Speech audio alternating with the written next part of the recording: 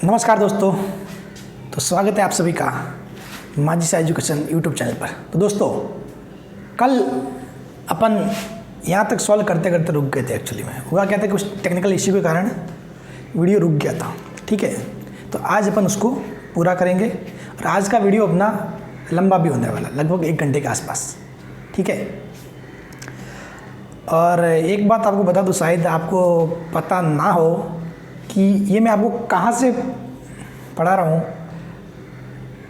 आप जहाँ हो ना, मोस्टली शायद आप राजस्थान में होंगे, 2000 किलोमीटर दूर मैं चेन्नई से पढ़ा रहा हूँ। ठीक है, तो वीडियो आपके लिए मैं स्पेशली चेन्नई से पढ़ा रहा हूँ।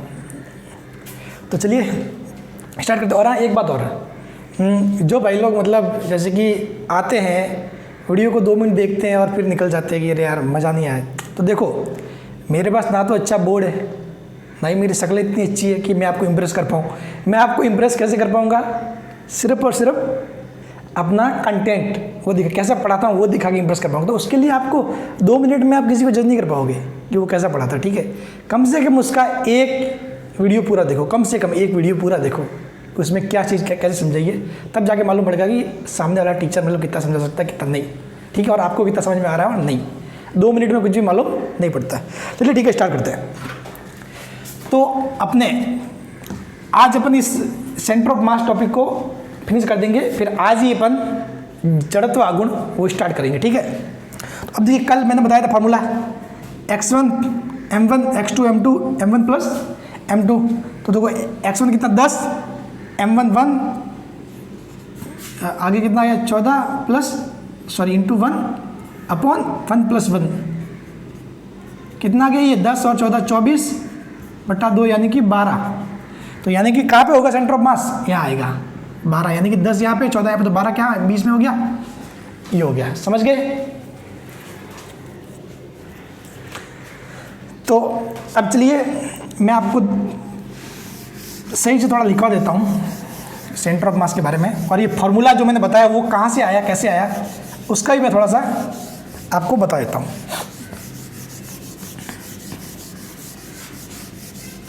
बाकी आप जो मैं पढ़ाऊँ उसको डेली प्लीज़ पढ़ते रहिए। एक साथ वीडियो देखने के चक्कर में मत पढ़ना कि मैं एक दिन मैं देख लूँगा, 2 3 4 साथ में। डेली पढ़ते रहिए तो बहुत कुछ समझ में आ जाएगा और बहुत इजी बन जाएगा आपके लिए फिजिक्स, ये मेरी गारंटी है। ठीक है, अब अपन द्रव्यमान केंद्र की परिभाषा पढ़ ले। तो द्रव्यमान केंद्र की डेफिनेशन क्या होगी? सिंपल, जिस बिंदु पर सारे द्रव्यमान को केंद्रित मान सके उसे द्रव्यमान केंद्र कहते हैं। यानी कि द्रव्यमान केंद्र की बात करें तो क्या लिखेंगे अपन परिभाषा? जिस बिंदु पर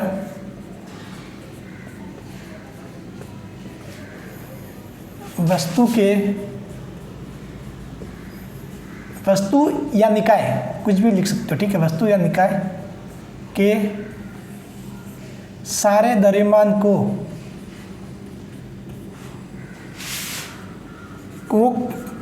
केंद्रित माना जा सके, केंद्रित माना जा सके या मान सके, जो भी है। ठीक है, उसको बोलेंगे अपन द्रव्यमान केंद्र। अब गणितीय रूप में द्रव्यमान केंद्र क्या होता है? गणितीय रूप में, इन मैथमेटिकल फॉर्म। ठीक है, इंग्लिश में यदि जी बोले कि point where we can assume all the mass. ठीक है, मतलब ऐसा बिंदु जहाँ पर पूरे मास को अपन मान सकते हैं। ठीक है, उसको बोलते हैं COM, सेंटर ऑफ मास।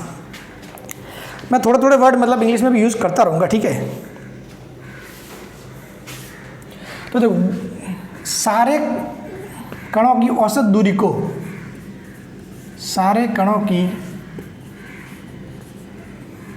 औसत दूरी को द्रव्यमान केंद्र की दूरी कहते हैं। सारे कणों की औसत दूरी को द्रव्यमान केंद्र की दूरी कहते हैं। अभी आप लिखो इसको, पहले मैं समझाऊंगा इस चीज़ को। ठीक है, सारे कणों की औसत दूरी यानी कि एवरेज दूरी को द्रव्यमान केंद्र की दूरी कहते हैं, तथा इस औसत दूरी पर स्थित बिंदु को द्रव्यमान केंद्र कहते हैं, तथा इस औसत दूरी पर स्थित बिंदु को द्रव्यमान केंद्र कहते हैं। अब देखो, द्रव्यमान केंद्र यानी कि वहाँ पॉइंट जहाँ पे सारे द्रव्यमान को केंद्रित मान सके, ये तो समझ में आ गया। गणित रूप में उसको कैसे लिखते हैं कि सारे कणों की औसत दूरी को द्रव्यमान केंद्र की दूरी कहते हैं। सारे कणों की औसत दूरी को द्रव्यमान केंद्र की दूरी का, तथा इस औसत दूरी पर स्थित जो बिंदु की बात कर रहे हैं उस बिंदु को द्रव्यमान केंद्र कहते हैं।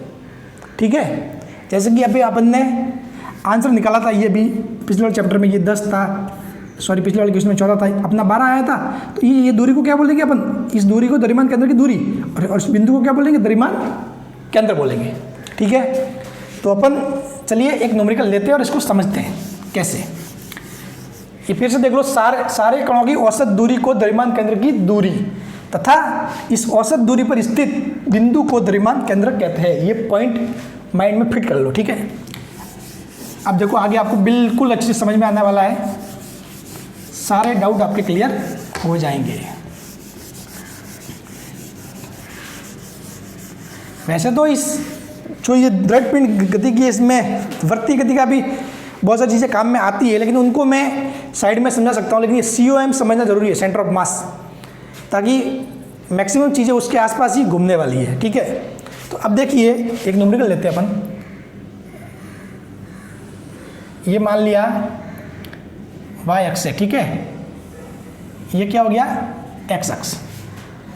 अब जैसे कि यहाँ पर एक 1 kg है, ये सारे मतलब 1 kg द्रव्यमान का 1 kg। ठीक है, मैं एक और ले लूँ 1 kg की, तो 4 ले लेता हूँ। ठीक है, 1, ये क्या ले लेता हूँ, 1 kg यहाँ ले लिया, एक कहाँ ले लेते हैं, यहाँ ले लेते हैं 1 kg, एक चलो यहाँ ले लिया 1 kg।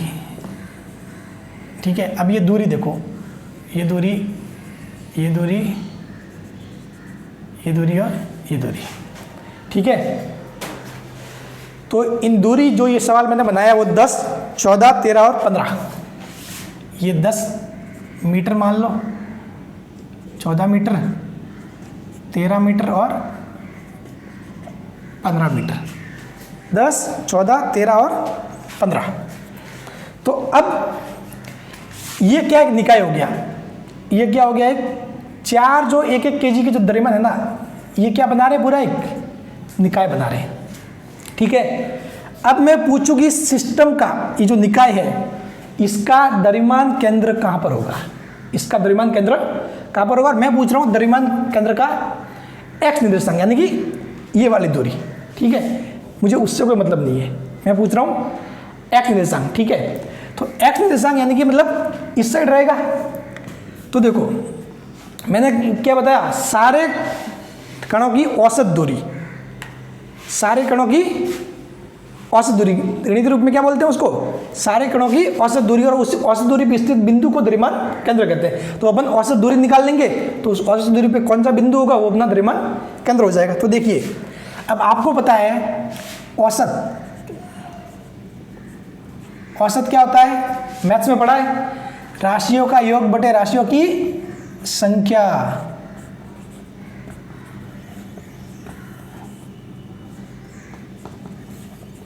राशियों का योग बटे राशियों की संख्या। अगर कोई हिंदी शब्द लिखने में भी यार कुछ गड़बड़ हो तो मेरे को, आप उसको मतलब अदरवाइज मत लेना, क्योंकि मुझे हिंदी में लिखे हुए बहुत टाइम हो गया एक्चुअली में। ठीक है, 12th के बाद हिंदी में कभी इतना लिखने में आया नहीं मेरे, बहुत ज़्यादा। ठीक है, हाँ जब मैंने पढ़ाता था तब बात और है, बाकी मेरे लिए कोई रेगुलर काम में हिंदी में इतना लिखना मतलब काम में नहीं आता। ऑफिस में भी मेरी हिंदी काम में नहीं आती है। ठीक है,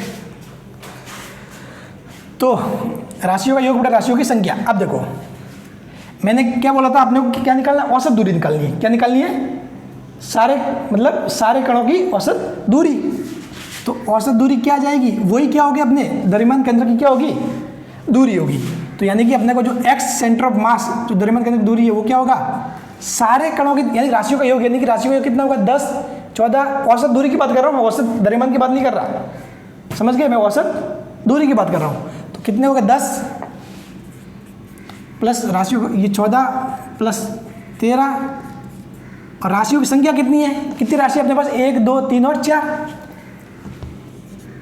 कितना आएगा ये, 13 और 15 28, और 10 कितना हो जाएगा, 38, और कितना 14, कितना 52 हो जाएगा। तो 52/4, 13 चौक 52, तो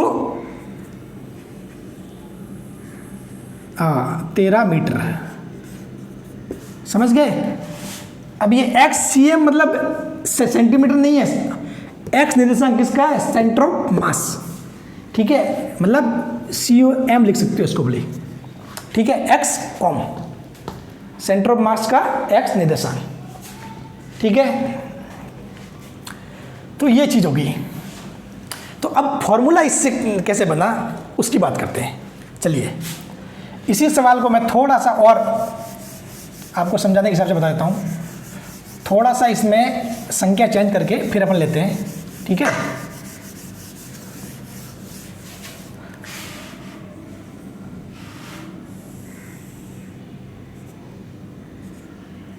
ये y निर्देशांक, ये हो गया x, ठीक है।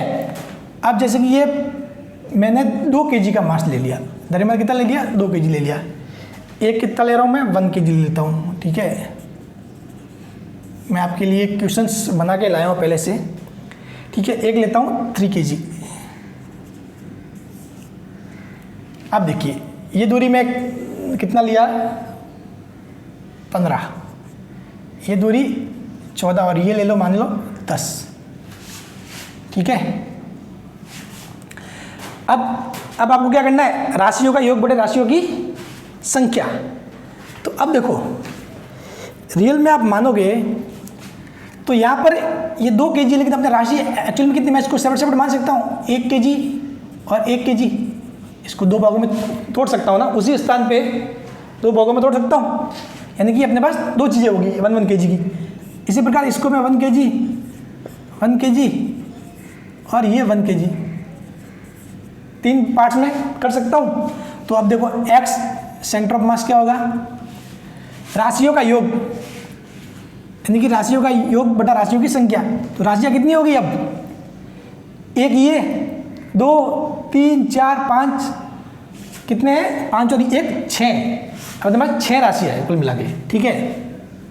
तो देखो पहला मास की राशि 15, दूसरे 1 kg की राशि 15, फिर तीसरे का 14, ये एक ही है, और फिर नेक्स्ट का 10, 10 और 10 3 बार, और राशियों की संख्या यानी कि सभी को जोड़ के लिखोगे तो 1 + 1 + 1 + 1, 1 2 3 4 5 और 6, ठीक है।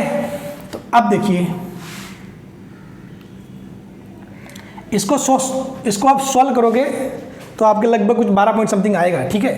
कितना आ रहा है, ये 12.3, ठीक है, यानी कि लगभग कहाँ होगा, यहाँ से 12.3 पे आपका सेंटर ऑफ मास होगा, वो बिंदु होगा सेंटर ऑफ मास। अब लेकिन इससे फॉर्मूला कैसे बना वो मैं आपको बता रहा हूँ।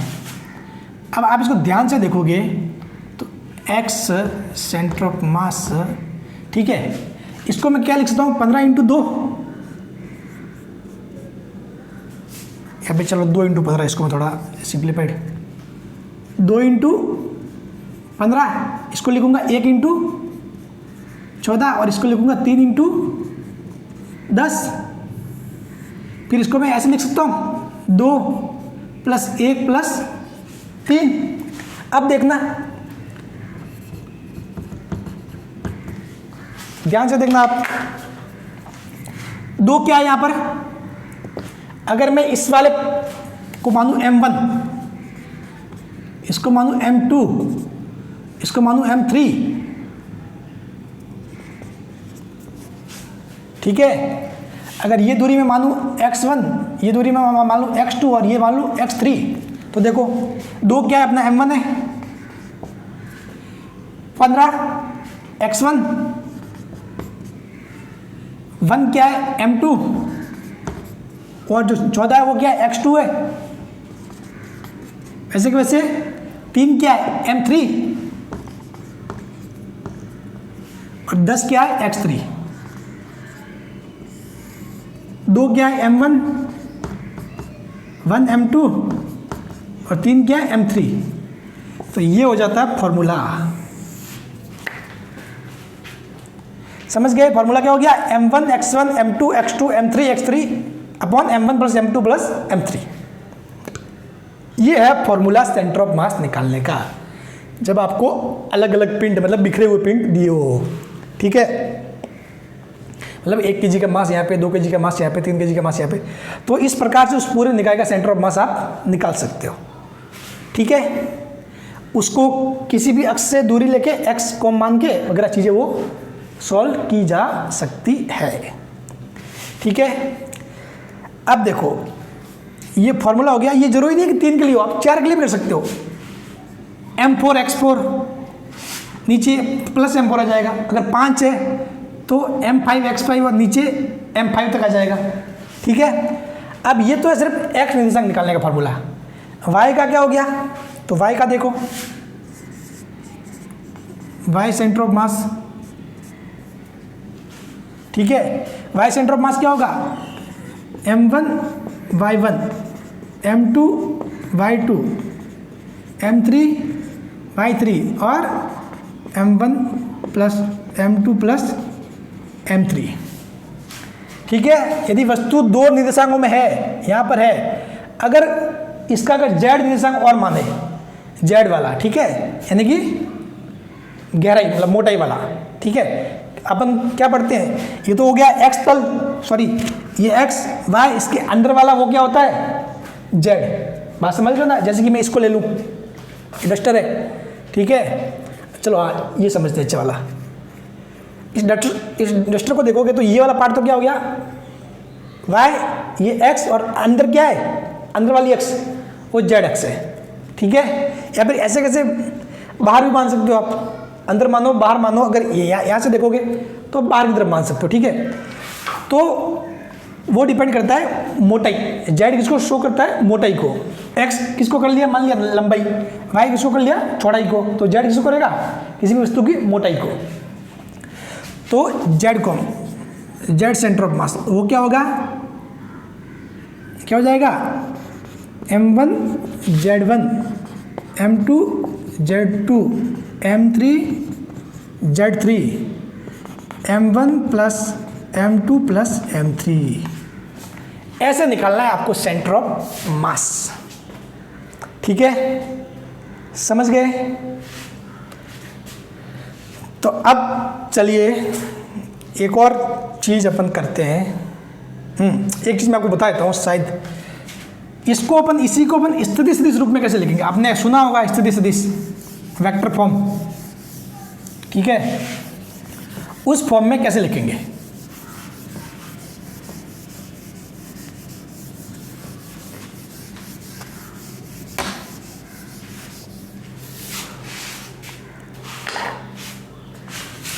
किस रूप में पढ़ रहे हैं अपन? नेक्स्ट, स्थिति सदिश रूप में। आपने स्थिति सदिश तो पढ़ा है या नहीं पढ़ा? शायद आपने कभी सुना होगा, ऐसा देखा होगा। इसकी वेक्टर होता है r, तो अपन क्या लिखते हैं इसको? x निर्देशांक i, y को j, z को k लिखते हैं ना ऐसे। ठीक है, ये होता है स्थिति सदिश रूप में। ये एक्चुअली वेक्टर फॉर्म है अपना। i यानी कि ये ऐसे होता है ना, ये i, ये j, और y z वालों को क्या बोलते हैं? k। तो सेम वही चीज़ है। अगर जैसे कि कोई अक्ष है, ठीक है, और ये मान लिया 3,5 पर 1 2 kg का मास है। ठीक है, या फिर चलो 2 kg मत मानो, कुछ भी मान लो निकाय है, उस निकाय का जो द्रव्यमान केंद्र है वो 3,5 पर है, यानी कि x निर्देशांक कितना हो गया 3 हो गया और y कितना हो गया 5, यानी कि ये कितनी दूरी होगी 3 और ये दूरी कितनी होगी 5।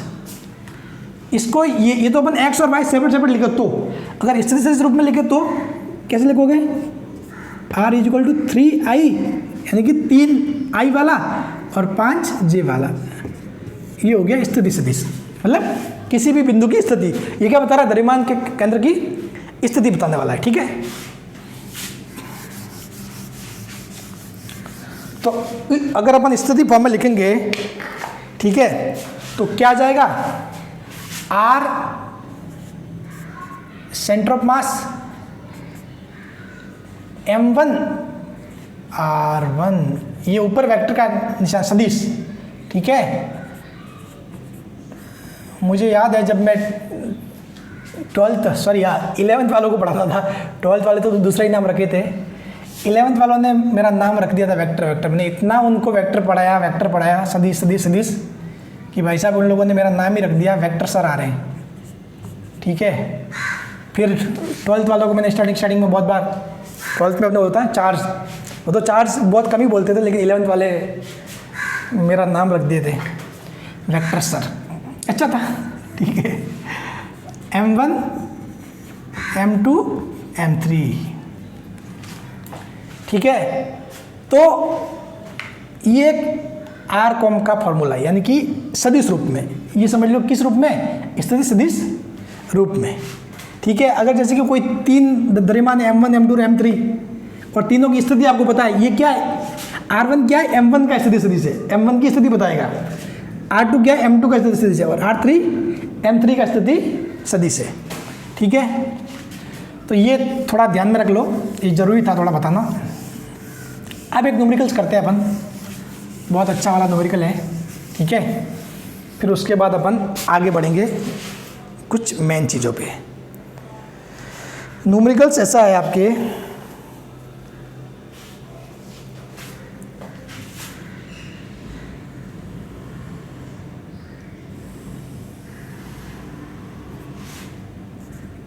ये y अक्ष है, ये x अक्ष है, ठीक है। यहाँ पर कोई मास रखा हुआ कितना 2 kg का, यहाँ पर रखा हुआ कितने का 3 kg का, और यहाँ पर रखा हुआ है 1 kg, ठीक है। अब इनके निर्देशांक मैं दे देता हूँ, निर्देशांक क्या है, इसका निर्देशांक दे दिया मैंने a,0, यानी कि x a हो गया, y 0 हो गया। फिर मैंने दूसरी कंडीशन ये दे दी है कि इन तीनों के बीच का एंगल कितना है 60 डिग्री है। इन तीनों के बीच मतलब ये तीनों एंगल कितने 60 डिग्री के। तो आपको भी पता है जब कोण 60 डिग्री का हो जाएगा, ठीक है, कोण क्या हो जाएगा, सारे 60 डिग्री के हो जाएंगे, तो ये क्या होगा, क्या बन जाएगा, समबाहु बोलते हैं, समबाहु त्रिभुज, जिसकी सभी भुजाएं समान हो, ठीक है। ये बोलते हैं ना हिंदी में समबाहु त्रिभुज। तो यदि ये लेंथ a है, ये वाली दूरी कितनी है, a है, ठीक है, तो ये भी क्या होगा, a होगा, ये भी a होगा, ठीक है। तो अब अपने को इसको सॉल्व करना है। मैं आपको यहाँ क्या पूछ रहा हूँ कि x और y निर्देशांक ज्ञात करो, इस निकाय के द्रव्यमान केंद्र के x और y निर्देशांक ज्ञात करो।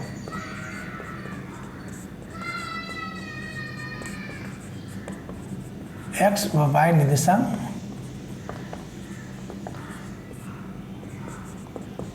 ज्ञात कीजिए, ठीक है, x व y निर्देशांक ज्ञात कीजिए। तो अब कैसे ज्ञात करना है, सिंपल सी बात है, फॉर्मूला क्या है वो अपने पास, एक्स सेंटर ऑफ मास क्या हो जाएगा, m1 x1, m2 x2, m3 x3, m1 plus m2 plus m3। ठीक है, अब देखो पहले अपन सभी के निर्देशांक लिख लेते हैं, स्थिति लिख लेते हैं। ठीक है, जैसे कि इसका क्या हो गया a, 0, y तो कितना 0 है, x कितना a है, इसको लिखोगे तो कितना हो जाएगा, इसका हो जाएगा आपके 0, 0 मूल बिंदु पे है। और इसका कितना होगा, देखो x तो कितना हो जाएगा आधा a/2, तो इसका x तो हो जाएगा a/2।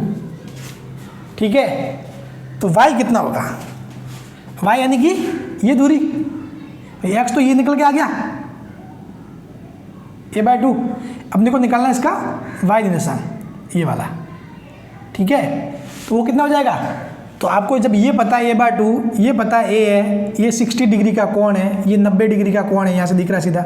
ठीक है, कि लंबवत मतलब जब समबाहु त्रिभुज होता है, ठीक है, तो ये 90 पे ही काटता है जहाँ पे a/2 होता है। ठीक है, तो ये इस भुजा को कैसे निकालोगे, पाइथागोरस प्रमेय से निकाल सकते हो। तो पाइथागोरस प्रमेय से जब निकालोगे तो कितना आएगा, आपको पता है क्या है, कर्ण का स्क्वायर बराबर लंब का स्क्वायर प्लस आधार का स्क्वायर। तो अपने को निकालना क्या है, ये निकालना है। ठीक है, मतलब अपने को लंब निकालना है, तो कर्ण का स्क्वायर माइनस आधार का स्क्वायर हो जाएगा।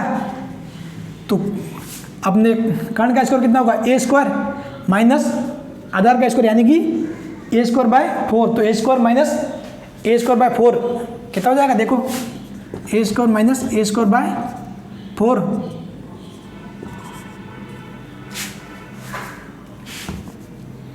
अपने को लंब का स्क्वायर निकालना है, तो कितना हो जाएगा 4a² माइनस a²/4 कितना हो जाएगा 3a²/4। अब ये लंब का स्क्वायर है, दोनों तरफ क्या लोगे आप, वर्गमूल लोगे। साथी वाले बच्चों की तरह दोनों तरफ वर्गमूल लेने पर तो लंब क्या आ जाएगा, इसका यदि वर्गमूल लोगे 3a²/4 कितना हो जाएगा √3a, 4 का कितना हो जाएगा 2। बात समझ रहे हो, तो कितना हो जाएगा √3a/2। इसमें तो कुछ डाउट नहीं है ना कि किसी को पाइथागोरस प्रमेय भी नहीं आती, ये तो आती है ना, नहीं आती तो देख लेना। ठीक है, तो अब देखिए, अब आप कुछ भी मान सकते हो। चलिए इसको मान लेते हैं m1, इसको m2 नाम दे दिया, इसको m3 दे दिया। ठीक है, ये m1 हो गया, इसको अपन बोल देते हैं m1, इसको बोल देते हैं m2, इसको बोल देते हैं m3। ठीक है, तो x सेंटर ऑफ मास कैसे निकलेगा, m1 कितना है, m1 कितना है 3, लेकिन उस m1 का x निर्देशांक कितना है 0, प्लस m2 कितना है 2, और m2 का x निर्देशांक कितना है a/2, m3 कितना है 1, उसका x निर्देशांक कितना है a। ठीक है, चलिए divide by m1 plus m2 plus m3 कितना हो रहा है 3 kg 2 kg 1 kg कितना हो गया 6, टोटल कितना हो रहा है नीचे 6 आ रहा है। ठीक है, तो अब देख लो,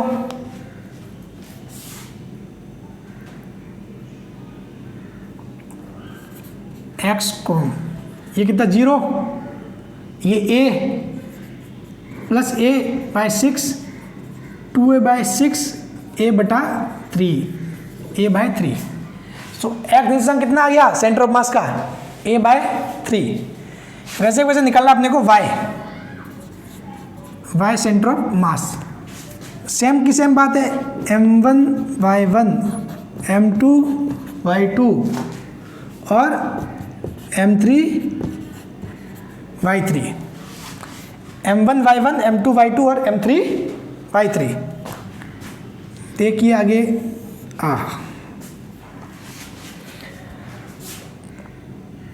अब इसको क्या करना है, डिवाइड करना है किससे, m1 plus m2 plus m3 से।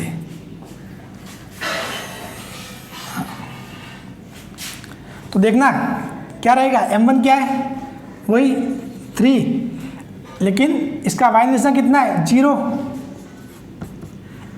m2 कितना है, 2, इसका वाई निर्देशांक है √3a/2।